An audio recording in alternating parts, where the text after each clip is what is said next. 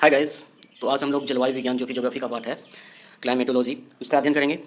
तो इसमें सबसे पहले हम लोग देखते हैं कि सिलेबस क्या है इसका, जो कि नोट्स है, क्लास नोट्स है कॉम्पिटिटिव के लिए। तो देखिए इसमें सबसे पहले जो है जलवायु विज्ञान में सबसे पहला चैप्टर है इसका जलवायु एवं मौसम का परिचय। उसके आगे है जलवायु की संरचना एवं संगठन। आगे है पवन, अस्थायी पवन और मौसमी पवन। उसके बाद है वर्षण। वर्षण में क्या क्या है, जल वर्षा, हिम वर्षा और जल वर्षा हिम वर्षा है और जल प्लस हिम वर्षा है। ठीक है। तो आगे इसके आगे है विश्व के प्रमुख जलवायु प्रदेश। फिर नेक्स्ट चैप्टर है बादल और नेक्स्ट है जलवायु विज्ञान से संबंधित शब्दावलियाँ, प्रमुख यंत्र, वायुदाब पेटी एवं महत्वपूर्ण तथ्य। तो सबसे पहला चैप्टर है जो इसमें हम अध्ययन करते हैं जलवायु, मौसम एवं जलवायु का परिचय। तो इसमें सबसे पहले देखिए क्या है, तो पृथ्वी के चारों ओर विभिन्न गैसों का फैलाव है जिसे हम वायुमंडल कहते हैं। जैसा कि आप जानते हैं कि पृथ्वी के चारों तरफ जो वायुमंडल है उसमें बहुत सारा गैस है, जैसे कि है oxygen, nitrogen, carbon dioxide, argon, इस तरह से बहुत सारा गैस है, नाइट्रोजन है। तो वायु की ऊपरी परत के अध्ययन को वायु विज्ञान या एरोलॉजी कहा जाता है। वायुमंडल की निचली परत के अध्ययन को ऋतु विज्ञान कहा जाता है। वायुमंडल के ऊपरी परत अंतरिक्ष कहलाता है। ठीक है। नेक्स्ट है वायुमंडल की निचली परत को आकाश कहा जाता है। तो देखिए पृथ्वी के ऊपर में आकाश हो गया और उसके ऊपर जो है अंतरिक्ष हो गया। मौसम किसे कहा जाता है, तो मौसम किसी भी स्थान का किसी भी समय में वायुमंडलीय दशाओं की योग को मौसम कहा जाता है। वायुमंडल की दशाओं का तात्पर्य पवन की गति एवं दिशा, ताप, आर्द्रता, वर्षा इत्यादि की स्थिति से है। भारत में मौसम संबंधी सेवा सन 1875 ईस्वी में आरंभ हुई थी। वायसराय लॉर्ड नॉर्थब्रुक के समय में भारत में मौसम संबंधी सेवा जो है शुरू हुआ था।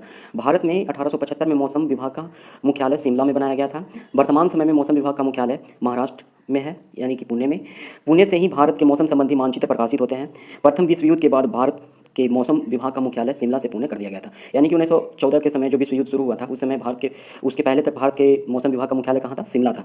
लेकिन विश्व युद्ध के समय मौसम विभाग का मुख्यालय जो है पुणे कर दिया गया था। आगे देखते हैं जलवायु किसे कहते हैं, तो जलवायु किसी बड़े भौगोलिक प्रदेश में लंबे समय तक जो मौसम की स्थिति होती है उसे उस स्थान की जलवायु कहा जाता है। लेकिन इस स्थिति के लिए कम से कम 30 या 50 वर्ष तक की वैसी मौसम दशा होना अनिवार्य है।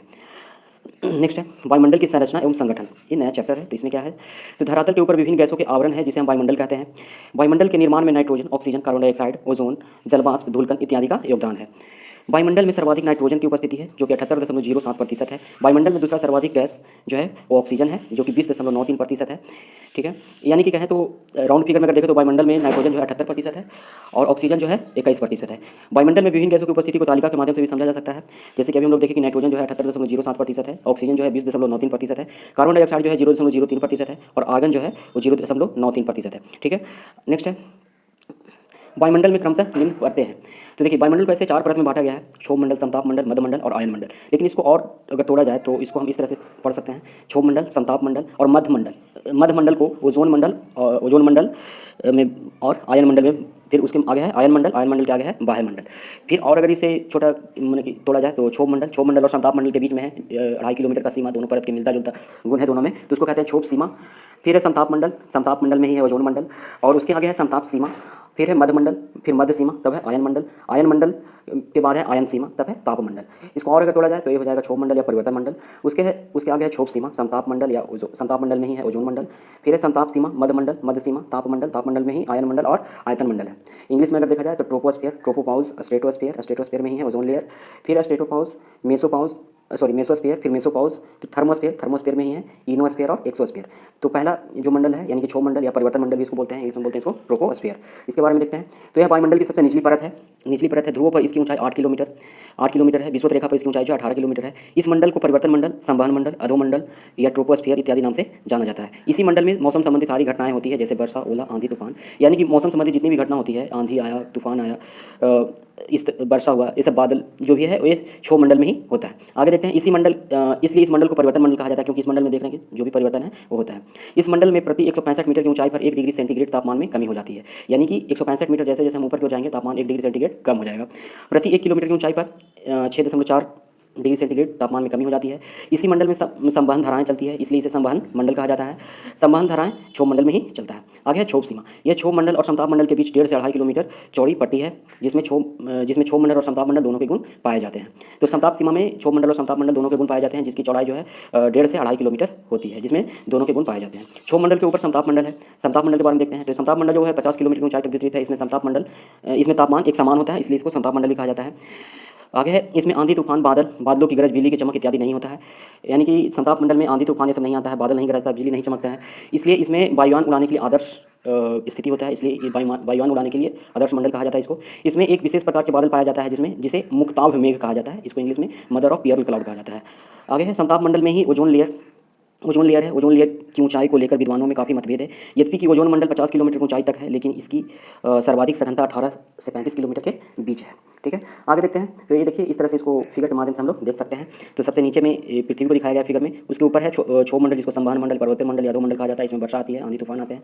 इसकी ऊंचाई जो है 8 किलोमीटर से 18 किलोमीटर के बीच है, जो कि उसके ऊपर है क्षोभ सीमा, जो कि 1.5 से 2.5 किलोमीटर मोटी है। उसके ऊपर है संताप मंडल। संताप मंडल में ही मुक्ताभ मेघ पाया जाता है। संताप मंडल की विशेषता है कि इसमें तापमान जो है हमेशा बराबर रहता है, एक समान रहता है, जिसकी ऊंचाई जो है 50 किलोमीटर तक है, जिसमें 18 से 35 किलोमीटर की ऊंचाई के बीच ओजोन परत पाया जाता है, जो कि सूर्य से आने वाली परावैंगनी किरण को रोक लेती है और पृथ्वी पर हमें परावैंगनी किरण से बचाती है। आगे है, उसके ऊपर संताप सीमा है, जिसकी मोटाई भी 1.5 से 2.5 किलोमीटर है। उसके ऊपर है मध्यमंडल। मध्यमंडल में निशादीप्त मेघ पाया जाता है, जिसमें जैसे जैसे ऊपर की ओर हम लोग बढ़ते हैं मध्यमंडल में तापमान जो है घटता जाता है। इसकी ऊंचाई जो 80 किलोमीटर तक है। उसके ऊपर है मध्य सीमा, जिसकी भी मोटाई 1.5 से 2.5 किलोमीटर है। उसके ऊपर है आयन मंडल। आयन मंडल में ही रेडियो तरंगे मिलती है देखने को। इसी मंडल में, आयन मंडल में ही जो छोड़ा जाता है क्या, सैटेलाइट, वैज्ञानिक के द्वारा जो सैटेलाइट छोड़ा जाता है वो आयन मंडल में ही छोड़ा जाता है। इसी मंडल में अरोरा बोरोलिस, अरोरा ऑस्ट्रेलिस नाम से चमक, बिजली की चमक जैसा कुछ दिखाई पड़ता है। जब ये उत्तरी ध्रुव में दिखाई देता है तो इसको अरोरा बोरोलिस कहते हैं, जबकि दक्षिणी ध्रुव में जब दिखाई देता है तो इसको अरोरा ऑस्ट्रेलिस कहा जाता है। ठीक है, नेक्स्ट है, इसकी ऊंचाई जो है, आयन मंडल की ऊंचाई जो 320 किलोमीटर की ऊंचाई तक है। उसके ऊपर है आयतन मंडल। ठीक है, तो आयतन मंडल में कॉस्मिक किरण देखने को मिलता है। इसमें जैसे जैसे ऊपर की ओर बढ़ते हैं तापमान जो है बढ़ता जाता है। तो इस तरह से वायुमंडल को 4 पार्ट में बांटा गया था। जितने पार्ट में बांटा गया था उसको हम लोग देख लिए। आगे है, ओजोन परत सूर्य से आने वाली परावैंगनिक किरणों को अवशोषित कर लेती है, इसलिए इसे पृथ्वी का सुरक्षा कवच कहा जाता है। किसको? ओजोन मंडल को। ओजोन परत सीएफसी यानी क्लोरोफ्लोरोकार्बन से नष्ट हो रहा है। सीएफसी का उत्सर्जन एयर कंडीशनर और रेफ्रिजरेटर इत्यादि से होता है। यानी कि सीएफसी जो है क्लोरोफ्लोरोकार्बन, जिससे ओजोन गैस जो है उसको क्षति पहुंचती है, जिससे ओजोन लेयर में छेद हो रहा है, वो कहाँ से निकलता है? एसी और फ्रिज से।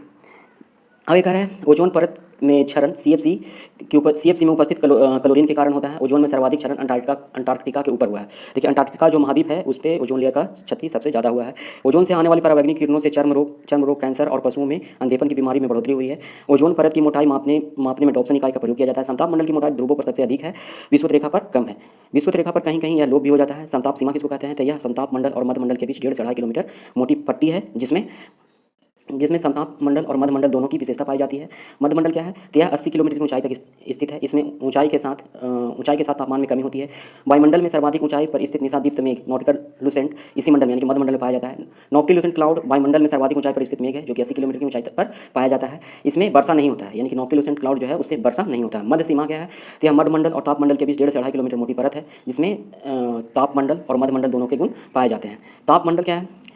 तो यह 80 किलोमीटर से लेकर के 1000 किलोमीटर के ऊंचाई के बीच स्थित है। इसे 2 वर्गों में विभाजित किया जाता है, आयन मंडल और आयतन मंडल। आयतन मंडल को बहिर्मंडल भी कहा जाता है।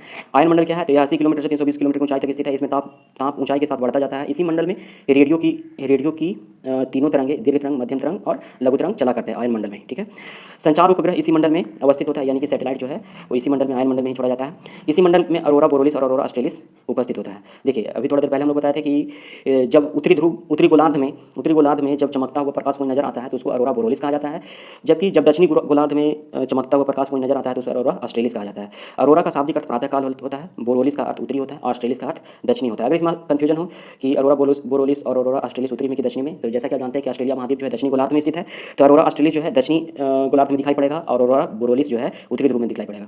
अरोरा ब्रह्मांडीय चमकते प्रकाश पुंज होते हैं, जिसका निर्माण चुंबकीय तूफान के कारण सूर्य की सतह से विसर्जित इलेक्ट्रॉन के कारण होता है। आयतन मंडल, अब आयतन मंडल के बारे में देख लेते हैं। आयतन मंडल क्या है? तो यह ताप मंडल का ऊपरी भाग है।